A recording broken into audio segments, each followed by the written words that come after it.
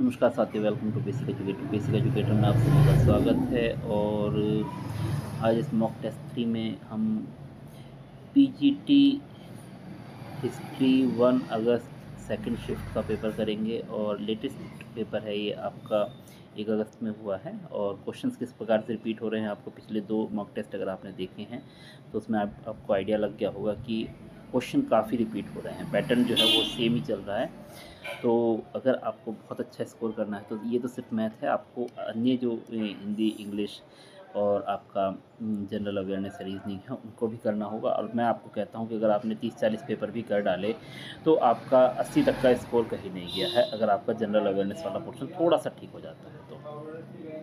फिलहाल पहले क्वेश्चन पे आते हैं। In how much time will a sum of money double at simple interest at rate of 14% per annum. सीधी सी बात है, डबल होना है यानी कि इसका मतलब ब्याज जो है वो क्या होना चाहिए, प्रिंसिपल के बराबर हो जाना चाहिए। तो P is equal to S I की जगह पर हमने P रख लिया है, R इंटू टी अपॉन 100। आप बोलेंगे P क्यों रखा है, क्योंकि अगर डबल होना है तो एस आई जो है वो किसके इक्वल हो जाना चाहिए, P के इक्वल हो जाना चाहिए। तो यहाँ पे P हमारा क्या हो गया है, P से P कट जाएगा और यहाँ पे हमारा 1 हो जाएगा। और R कितना है हमारे पास 14 इंटू टी हमारे पास पता नहीं अपॉन 100, तो इधर चला जाएगा तो T इज इक्वल टू क्या हो जाएगा 100 अपॉन 14। 2 से काट लो 7 और 50 और 7 7 49 और ये जो है हमारा आंसर हो गया दूसरा वाला। इतने ईयर्स में क्या हो जाएगा, वो पैसा डबल हो जाएगा सिंपल इंटरेस्ट पर। क्वेश्चन नंबर 2 देखेंगे। A 126 litre mixture contains milk and water in 4:3 ratio. How many litres of water must be added to make it ratio of milk to water 1:1। तो पहले हम इस रेशियो के अनुसार निकाल लेते हैं कितना मिल्क है और कितना वाटर है। तो ये भी क्वेश्चन हमारा रिपीटेड क्वेश्चन है, अभी तो मैंने 2 ही कराए हैं, उसमें ही रिपीट मिलने लगे हैं। तो मिल्क कितना है हमारा 4 अपॉन 4 और 3 कितना हो जाएगा 7 बटा 126। तो 7 से 126 को काटेंगे तो 18 से 126 होता है, तो 18 36 18 54 18 72 हो जाएगा। और यहाँ पे हमारा वाटर कितना हो जाएगा हमारा 3 अपॉन 20 तो 126 और यहाँ पर 18 18 दिया 54 हमारा वाटर हो जाएगा। अब ये 1:1 करना है, तो 1:1 करने का मतलब क्या है, मिल्क और वाटर एक साथ कर देना, बराबर कर देना है। तो बराबर करने के लिए क्या करेंगे, मिल्क जितना है उसमें से वो घटा दो, यानी कि कितना हो जाएगा हमारा 18 लीटर जो वो हो जाएगा। पानी कम है तो 18 लीटर पानी और मिला दो तो वाटर और मिल्क जो है 72 हो जाएगा, दोनों का रेशियो 1:1 हो जाएगा, यानी कि 18 जो है इसका वो आंसर हो गया है। अगला क्वेश्चन करते हैं। अगला क्वेश्चन देखिए क्या है। इसमें आपका क्वेश्चन नंबर 3 में a man decide to travel 54 kilometre in 6 hours partly by foot and partly by on a bicycle. If his speed on foot is 6 kilometer per hour and on bicycle is 18 kilometer per hour, what distance in kilometer will he travel on foot। तो foot पे कितना kilometre travel करेगा। तो सीधी सी बात है कि कुछ distance उसने बाई फुट और कुछ डिस्टेंस बाइसिकल पे। तो मान लीजिए बाई फुट जो है उसने एक्स किया, तो ये जो साइकिल से जो डिस्टेंस कवर करेगा वो कितनी कवर करेगा 54 माइनस एक्स। तो टोटल जो टाइम है वो कितने किलोमीटर में कितने टाइम में कंप्लीट करनी है डिस्टेंस 6 आवर्स में। तो बाई फुट हमारी जो डिस्टेंस है वो एक्स है, स्पीड क्या है हमारे पास 6 है।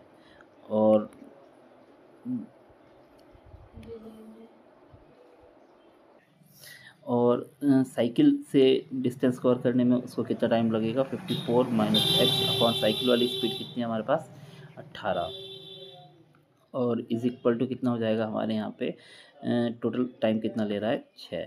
तो यहाँ पे हम 6 और 18 का एलसीएम ले लेंगे तो कितना हो जाएगा मेरे पास यहाँ पर 18 आ जाएगा और यहाँ पे 3x बन जाएगा plus 54 minus x is equal to 6 और 18 छंग कितना होता है 108। तो यहाँ पे 2x प्लस 54 बराबर 108 और 2x बराबर 108 माइनस 54 और 2x बराबर 54 और x बराबर 27, यानी कि बाई फुट वो कितनी डिस्टेंस कवर करेगा 27। तो यहाँ पे आंसर कितना हो जाएगा हमारा 27 हो जाएगा।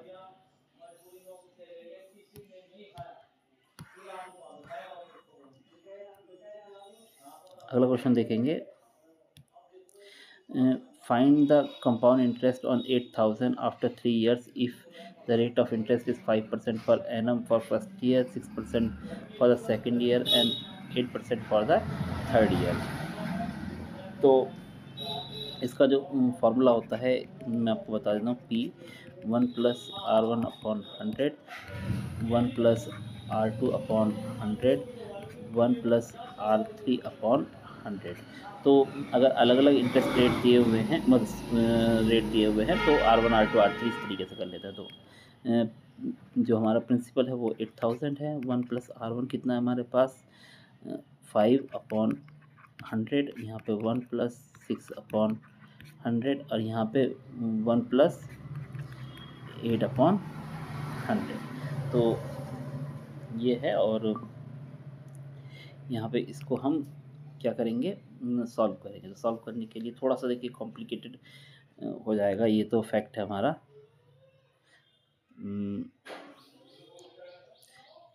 5 से इसको काट लेते हैं, 5 20 और 3 से इसको काट ले, 3 दूनी 2 तिया 6 और 50 और 4 से इसको 4 दूनी 8 और यहाँ पे 25। तो यहाँ पे हो जाएगा 8,000 गुणा 20 और 21/20 और यहाँ पे हो जाएगा 53/50 और यहाँ पे हो जाएगा हमारा 27/25। तो एक जीरो से एक जीरो कट गया, एक जीरो कट गया और यहाँ पे इसको काट लो, 2 से काट लो, 40 आ गया, 5 अट्ठे 40 आ गया, 8 आ गया आंसर। और यहाँ पे हमारा ये हो गया। तो इन सबको मल्टीप्लाई करके अब 25 से डिवाइड करना पड़ेगा। तो देखिए एक तरीका होता है, या तो मैं एक काम करूँ, इन चारों की मल्टीप्लाई कर लूँ, उसको 4 से मल्टीप्लाई कर लूँ, डेसिमल 2 प्लेस इधर ले आऊँ।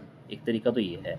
या इन सब की मल्टीप्लाई कर लूँ, 8, 21 और ये सब मल्टीप्लाई करके और 25 से उसको भाग कर दूँ। और 25 से उसको भाग करने से अच्छा है, मुझे लगता है 4 से अगर इसको मल्टीप्लाई कर दिया जाए तो ज़्यादा आसान होता है।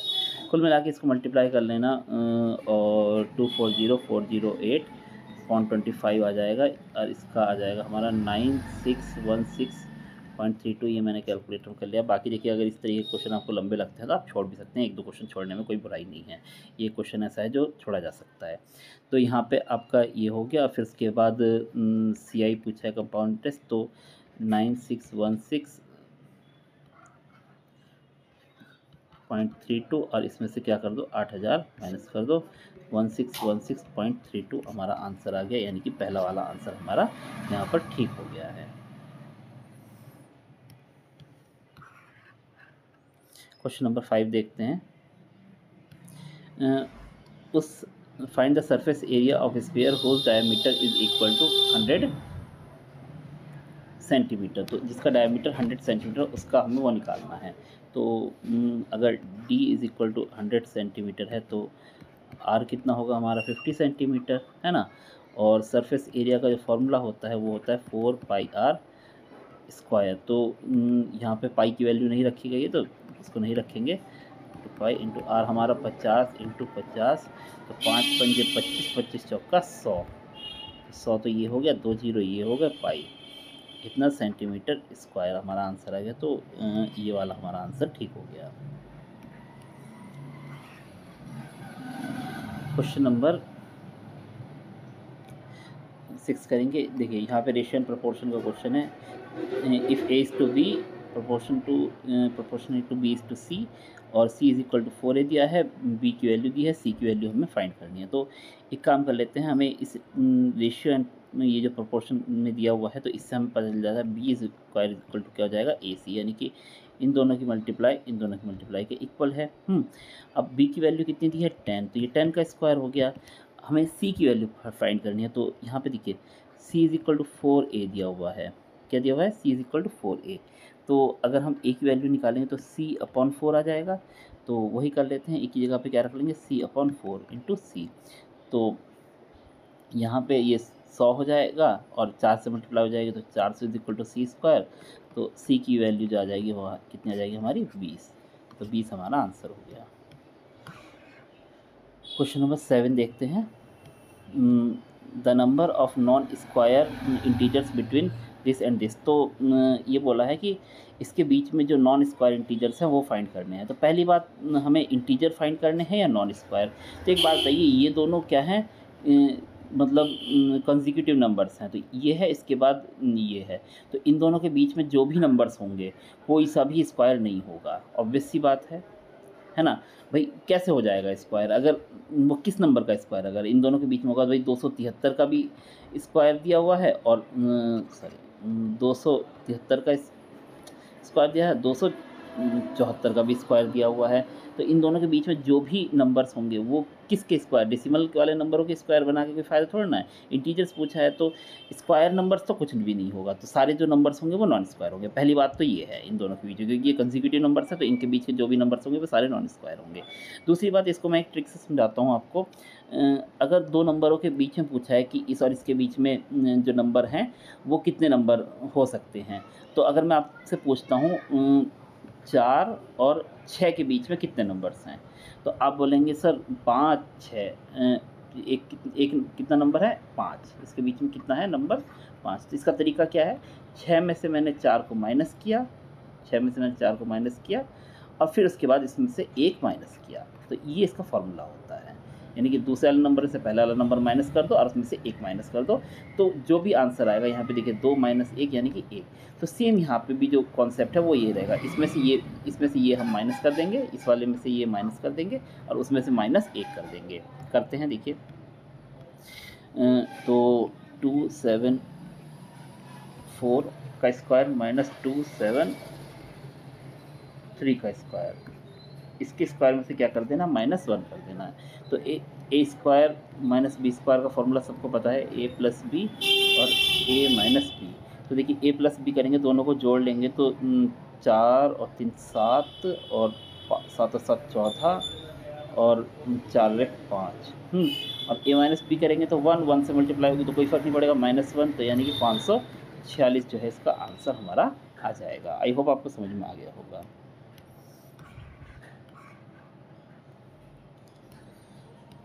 अगला क्वेश्चन देखो, a man spends 40% of his salary on rent if he every month he also spend this on conveyance, this on grocery and saves the remaining this his monthly salary। तो ये बोला है कि 40% तो उसने यार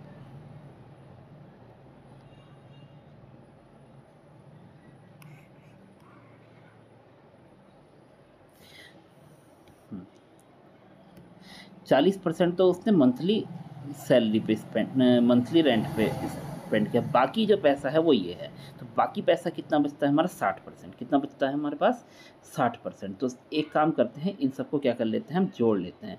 तो 264 2159 और 598, इन तीनों को क्या कर लेते हैं, हम जोड़ लेते हैं। तो 4 और 9 और 8 कितना हो जाएगा हमारे पास, 21 का 1 और यहाँ पे 11 20 और 2 22 का 2 हासिल लगा 1, सॉरी 2 और 5 और 1 6 और 2 8 और 2 10 का 0 और यहाँ पे 3।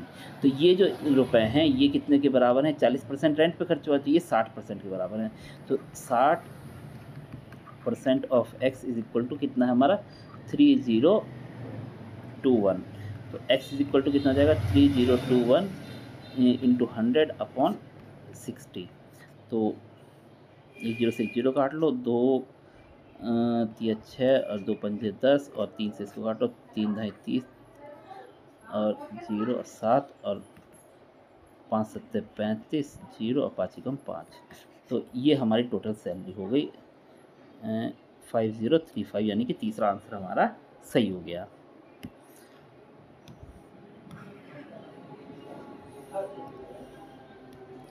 ये देखो, on a certain day a packet of sweet is sold for rupees इतना after allowing 50% discount on mark price, what is the mark price. तो मार्क प्राइस पूछा है तो कुछ नहीं करना, 1122 इंटू 100 अपॉन 15% डिस्काउंट पे दिया है ना, तो 100 में से 15 घटाओ तो 85 आ जाएगा हमारा, 85 अपॉन में आ जाएगा। इसको काटते हैं, चलो एक काम करते हैं 5 से काट लेते हैं, 17 बजे 85 और यहाँ पे कितना हो गया 20 और 17 से इसको काटते हैं, 17 छंग 102 और 10 हो गया, 17 छंग 102 और यहाँ पे आ जाएगा हमारा 1320 आंसर। तो यानी कि दूसरा वाला जो है हमारा क्या हो गया, इसमें आंसर हो गया। Question number 10, the length of a cold storage is twice the breadth and its height is 4 meter. The area of 4 walls is itna. What is the length of the longest rod that can be put into the cold storage? तो length is twice breadth, L is equal to 2 भी दिया हुआ है, H is equal to कितना दिया हुआ है हमारे पास 4 दिया हुआ है। Length of area of 4 walls यानी कि L S A is equal to कितना है 408। एल एस ए का फॉर्मूला क्या था 2l plus B into H is equal to 408। तो 2l कितना है हमारा 2b प्लस बी, एच कितना है 4 इज इक्वल टू 408। और एक काम करो 4 दूनी कितना हो जाएगा यहाँ पे 8, और 8 इसमें जाके डिवाइड करेगा 408 को, तो 5 और 1, तो यानी कि 3b इज इक्वल टू कितना हो जाएगा 51, और b इज इक्वल टू कितना हो जाएगा हमारे पास 17। तो b की वैल्यू कितनी आ गई 17, और तो l की वैल्यू कितनी आ जाएगी हमारी 2 इंटू 17 यानी कि 34। l की वैल्यू कितनी आ गई हमारे पास 34, तो एल बी एच तीनों की वैल्यू हो गई। ये बोली है कि cold what is the length of the longest rod that can be put in the cold storage, यानी कि डायगोनल फाइंड करना है। डायगोनल ऑफ क्यूबॉइड का हमारे पास फॉर्मूला होता है L square plus B square plus यहाँ पे एच स्क्वायर। तो अगर आपके पास फॉर्मूला याद नहीं है तो आप कुछ नहीं कर पाएंगे, इतना तो फैक्ट है। तो यहाँ पे 34 का स्क्वायर प्लस 17 का स्क्वायर प्लस 4 का स्क्वायर, 34 की मल्टीप्लाई कर लेना 1156 आएगा, और यहाँ पे 17 का 289 आ जाएगा, और यहाँ पे 4 का हमारा आ जाएगा 16। इन सबको हम जोड़ लेंगे तो 1461 आंसर आएगा। ये वाला हमारा आंसर है मीटर। क्वेश्चन नंबर 11 जो पीडीएफ थी इसकी उसमें प्रॉब्लम था, तो क्वेश्चन नंबर 11 को हमने छोड़ दिया है। क्वेश्चन नंबर हम 12 पर चलते हैं। क्वेश्चन नंबर 12 में देखिए क्या है, the table shows below shows the number of people who responded to a survey about their favorite style of music. Use this information to answer the following question. What percent of respondents aged 21 to 30 indicated a favorite style other than music? तो यहाँ पे बोला है classical music. Classical music वाले कितने हैं हमारे पास 20, और अदर देन क्लासिकल म्यूज़िक वाले कितने हैं हमारे पास 60। कितने हैं हमारे पास 60। तो ये बोला है कि क्लासिकल से अलग कितने लोगों ने बताया, तो क्लासिकल से 60 बोल रहा हूँ 30, तो 30 और बटा टोटल कितना हमारा 50, और यहाँ पे 100, और 0 से 0 कट गया, और ये 6 हो गया। तो यहाँ पे हमारा 60% जो है अदर वाले हैं। तो इसका हम आंसर देख लेते हैं। ये जो 60% है वो क्या हो गया हमारा आंसर हो गया।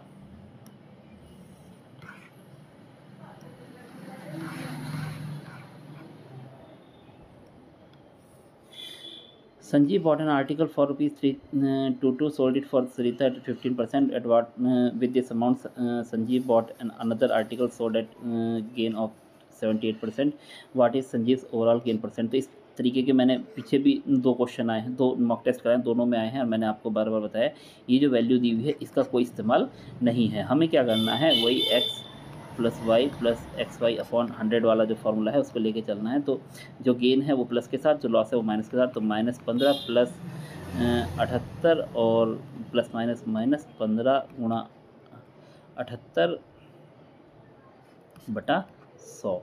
तो इसको काट लेते हैं, 5 या 15, और यहाँ पे कितना हो गया 20, और यहाँ पे इसको 10 और यहाँ पे कितना हो गया 39, और यहाँ पे इसकी वैल्यू कितनी आ गई माइनस वो, तो ये आ गया हमारा 63, और यहाँ पे -39 इसकी मल्टीप्लाई कर ली तो 117 आ जाएगा। 117 को 10 से भाग किया तो 11.7, तो यहाँ पे हो जाएगा हमारा 51.3%। तो इतने परसेंट का क्या हुआ उसे टोटल गेन हुआ। तो दूसरा आंसर हमारे यहाँ पर सही है।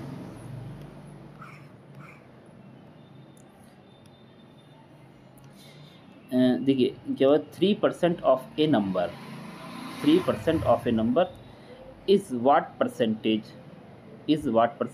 of 3% of the same number। तो 3% of the same of A number is what percentage of the 3% of the same number. तो 3% ऑफ ए नंबर मान लीजिए एक्स हुआ, मान लीजिए, और 3% ऑफ द सेम नंबर वो भी निकालेंगे तो वो भी एक्स होगा, है ना। अब एक्स का एक्स कितने परसेंट है, 100% है, तो 100% इसका आंसर आ जाएगा। इसमें कुछ भी सॉल्व करने का नहीं है। क्वेश्चन नंबर 15 देखेंगे।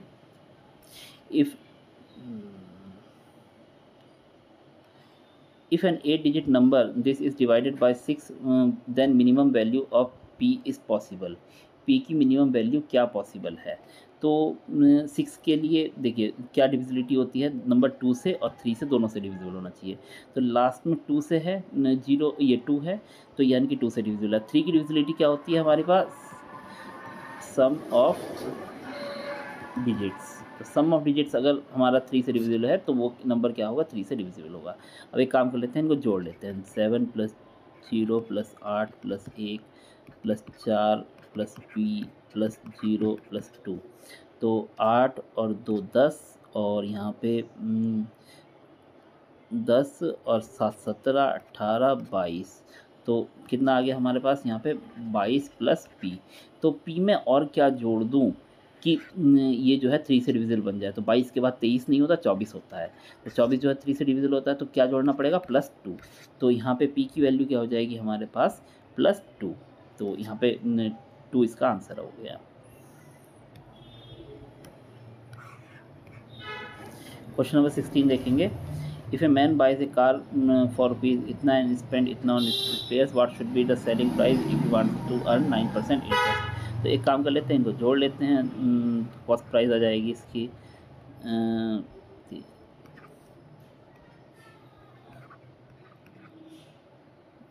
कुछ तो गड़बड़ है, यहाँ पर लिखना था 0 0 0 और 2 और 3 3 332 आ गया हमारा, और 000। 9% इस पर क्या कमाना है हमें, लाभ कमाना है। तो कुछ नहीं, 332 000 क्या हो रहा है, 332 000 का 109% निकाल दो। 2 0 से 2 0 कटा, और 109 से इसकी मल्टीप्लाई कर देना, तो आ जाएगा 361880। इतना मुश्किल नहीं है, आराम से हो जाएगी। तो 361880 यानी कि पहला वाला आंसर हमारा क्या हो गया, इसमें सही हो गया। अननेसेसरी वीडियो को लंबा कर कोई फ़ायदा नहीं है, अगर मैं बैठ के मल्टीप्लाई करता रहा तो। बाकी आप लोग देख लीजिएगा वहाँ पे कैसे करना है। Question number 9, the average price of 3 items of the furniture is इतना, the price in ratio of इतना, then what is the price of the costliest item. तो 3 चीज़ों का जो प्राइस है वो इतना है, कॉस्टलीस्ट आइटम का जो प्राइस है वो कितना होगा, ये पूछा है। तो देखिए मैंने इस तरीके के जब भी क्वेश्चन होंगे, मैंने बताया कि ये एवरेज में अगर क्वेश्चन दिए हैं तो हम पहले उनका सम निकालना होता है। तो 3 आइटम के प्राइस का एवरेज इतना है, तो उनका जो सम होगा वो कितना होगा, 3 × 16440, ठीक है ना। अब ये बोला है कि कॉस्टलीस्ट आइटम, सबसे महंगा आइटम कौन सा होगा। तो सबसे महंगे आइटम का जो रेशियो है वो कितना है हमारे पास, यहाँ पे 7 है। ये जो 7 है ये सबसे महंगे आइटम का रेशियो है। तो बस एक काम करना है, 7 अपॉन इन तीनों को जोड़ दो तो 15 आ गया, और इनका सम कितना था, 3 × 16440। अब इसको काट लो, 3 पंजे 15 और 5 से इसको काट लो, 5 तिया 15, 1 बचा, और 5 दूनी 10, और 4 बचा, 5 अट्ठे 40, 4 बचा, 5 अट्ठे 40, और यहाँ पे 7 से इसकी मल्टीप्लाई कर लो तो कितना आ जाएगा, 23016। ये हमारा आंसर आ जाएगा। तो सबसे महंगा आइटम कितना है, 23,016 रुपये का है।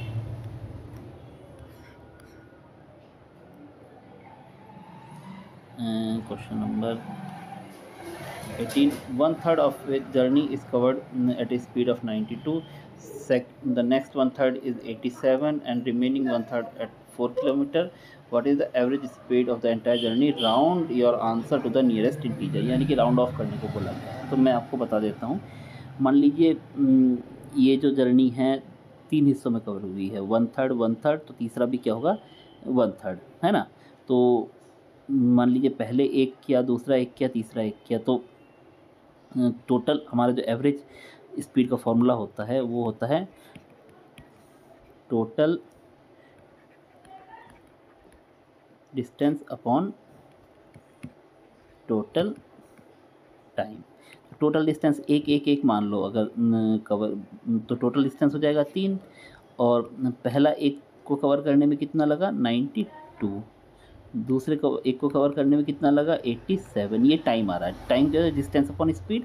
तो पहले हिस्से को कवर करने एक अपॉन इतना, दूसरे वन थर्ड भी करेंगे तो आप यही आएगा। बाकी मैं कैलकुलेशन को ईजी कर रहा हूँ, तो 1 अपॉन ये हमारा हो गया 4। तो आप मान के चलिए कि ये हमारी कैलकुलेशन आ गई। फिर उसके बाद 3 अपॉन, अब देखिए इसका एलसीएम पेलसीएम ये वो लेंगे तो ये हो जाएगा बड़ा मतलब महाभारत, आप मान के चलिए। अब इसे राउंड ऑफ करने को बोला गया है, तो मैं इसको थोड़ा सा आसान करने का तरीका बताता हूँ, नहीं तो आप पागल हो जाओगे। 92 से हम अगर एक को भाग कर दें, डेसिमल लगाया, जीरो बढ़ाया, जीरो बढ़ाया, जीरो बढ़ाया, एक, तो यानी कि इसकी जो वैल्यू आएगी 0.01 आएगी। ऐसी 87 की भी क्या आएगी 0.01 आएगी, और इसकी कितनी आएगी 0.25 आएगी। तो 3 अपॉन इसको अगर हम जोड़ लेंगे तो 0.27 हो जाएगी इसकी वैल्यू। और अब जब हम इसको डेसिमल को उड़ाएंगे तो 300 हो गया। तो अब हम 27 से 300 को जब भाग करेंगे तो 27 एकम 27, 3 बचा, 27 एकम 3 बचा। डेसिमल में कन्वर्ट करने में राउंड ऑफ किया गया है उसमें नेक्स्ट में। तो यहाँ पे जो पहला आंसर है यानी कि 11, वो हमारा क्या हो गया, सही हो गया आंसर। यहाँ पे पहला आंसर जो 11 है ये हमारा क्या है, यहाँ पर सही है।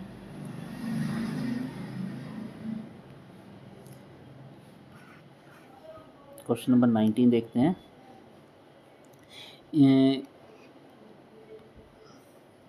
A can complete a piece of work in 10 days. B can complete the same work alone in 15 days. If they work alternate days, in how many days will the work be completed? कितने दिनों में काम complete हो जाएगा? तो ये same वही question है जो आप देखते हुए आ रहे हैं कि हर उसमें एग्ज़ाम में रिपीट हो रहा है।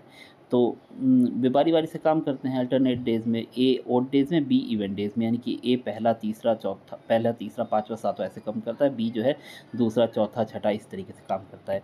तो एक साइकिल का वर्क निकाल लेते हैं, 1/10 अपॉन 1/15, इसका आ जाएगा हमारा 30। तो 10 या 30 और 15 दूनी 30, यानी कि 5/30 यानी कि 1/6। तो 1/6 यानी कि अगर मैं इसको उल्टा करता हूँ तो 6 साइकिल्स में ये वर्क कंप्लीट हो जाएगा। अब देखिए यहाँ पे अगर फ्रैक्शन में आता, मतलब इसको अगर मैं अपॉन में करता 6 होल 1/3 1/2 इस तरीके से मतलब आता, तो यानी कि इतने साइकिल, और ये फ्रैक्शन को हम आगे सॉल्व करते। अब यहाँ पे 6 साइकिल में ये काम जो है कंप्लीट हो जाए। तो 6 साइकिल का मतलब एक साइकिल में हमारे पास 2 दिन है, तो 6 × 2 यानी कि 12 दिन में ये जो काम है वो कंप्लीट हो जा रहा है हमारा।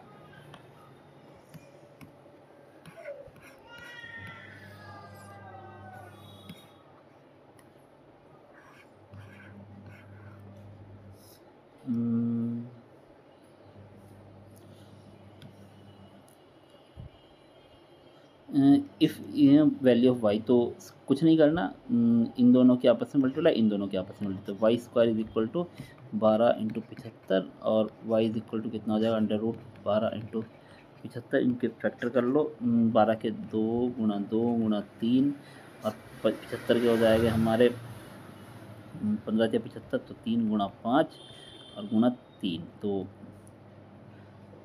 25 या 75 होता है। तो ये 25 या 75, तो 5 का बन गया पेयर, 3 का बन गया पेयर, 2 का बन गया पेयर। तो 2 × 3 × 5 और 5 दूनी 10 या 30 हमारा क्या हो गया, आंसर आ गया। यहाँ पे 30 क्या हमारा आंसर है। तो इस प्रकार से ये आपका आज का मॉक टेस्ट था। आगे कोशिश रहेगी आज एक और मॉक टेस्ट कराने की, तो देखते हैं क्या होता है। फिलहाल आप लोग DSSB की अगर TGT की तैयारी कर रहे हैं तो आप लोग इन मॉक टेस्ट को जरूर कीजिए, और सभी सेगमेंट को कीजिए। मैं सिर्फ मैथ करा रहा हूँ, आप लोग सभी सेगमेंट का करेंगे, तब आप एग्जैक्टली 80 के आसपास स्कोर कर पाएंगे। अगर आपने 30-40 भी क्वेश्चन पेपर कर लिए तो ये समझ लीजिए आपका भला हो जाएगा। ठीक है, अगर इसके रिगार्डिंग कोई क्वेरी होगी तो कमेंट कीजिए। धन्यवाद, thank you, thanks for being with basic educator. Channel को सब्सक्राइब कीजिए, वीडियो को लाइक कीजिए, अपने साथियों के साथ शेयर कीजिए और हमारा D2+B एजुकेटर टेलीग्राम चैनल है उसको सब्सक्राइब करके रखिए, उसमें आपको D2+B की सभी खबरें मिलेंगी। चैनल का लिंक वीडियो के डिस्क्रिप्शन में दिया गया है। धन्यवाद।